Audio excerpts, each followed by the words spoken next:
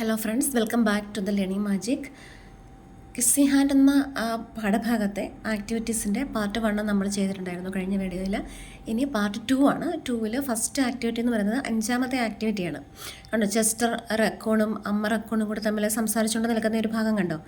Chester raccoon does not want to go to school. അവന് സ്കൂളിൽ പോകാൻ ആഗ്രഹമില്ല, ഇഷ്ടമില്ല. His mother compels him. അവൻ്റെ അമ്മ കമ്പൽസ് ഹിം. കമ്പൽസ് എന്ന് വെച്ചാൽ എന്താണ്? നിർബന്ധിക്കുന്നു. Here is a part of the conversation that takes place between them. അവർ തമ്മിലുള്ളൊരു കോൺവെർസേഷനാണ് ഇവിടെ കാണിക്കുന്നത്. Complete the conversation and role play it. അതായത് ഈ കോൺവെർസേഷൻ്റെ കംപ്ലീറ്റ് ചെയ്യുക. അപ്പോൾ അതിൽ ഫസ്റ്റത്തെ ഒരു ലൈൻ മാത്രമേ കൊടുത്തിട്ടുള്ളൂ. ജസ്റ്റ് പറയുന്നുണ്ട്, അമ്മ I don't want to go to school. അമ്മ എനിക്ക് സ്കൂളിൽ പോകാൻ ആഗ്രഹമില്ല.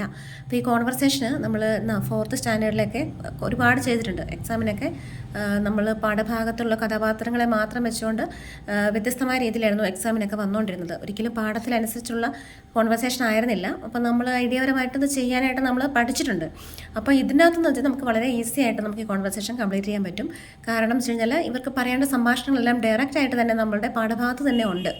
അല്ലാതെ നമ്മൾ ക്രിയേറ്റ് ചെയ്ത് ഒന്നും ചെയ്യേണ്ട കാര്യങ്ങളായിട്ടൊന്നും വരുന്നില്ല. ഫസ്റ്റ് തന്നെ പറയുന്നത് I don't want to go to school. അമ്മ എനിക്ക് സ്കൂളിൽ പോകാൻ ആഗ്രഹമില്ല, എനിക്കിഷ്ടമില്ല, ഞാൻ ആഗ്രഹിക്കുന്നില്ല സ്കൂളിൽ പോകാൻ എന്നാണ് പറയുന്നത്.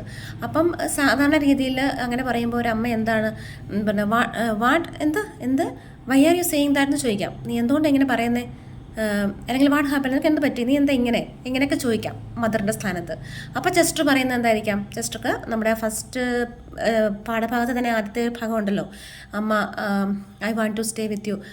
അതായത് എനിക്ക് അമ്മയോട് നിൽക്കാനാണ് ഇഷ്ടം, അല്ലെങ്കിൽ I want to play with my friends. എൻ്റെ വീടിനടുത്തുള്ള ഫ്രണ്ട്സുമായിട്ട് കളിക്കണം. I want play with my toys. എനിക്ക് എൻ്റെ ടോയ്സുമായിട്ട് കളിക്കണം. എനിക്ക് സ്കൂളിൽ പോകാൻ ഇഷ്ടമില്ല, അങ്ങനെ പറയാം.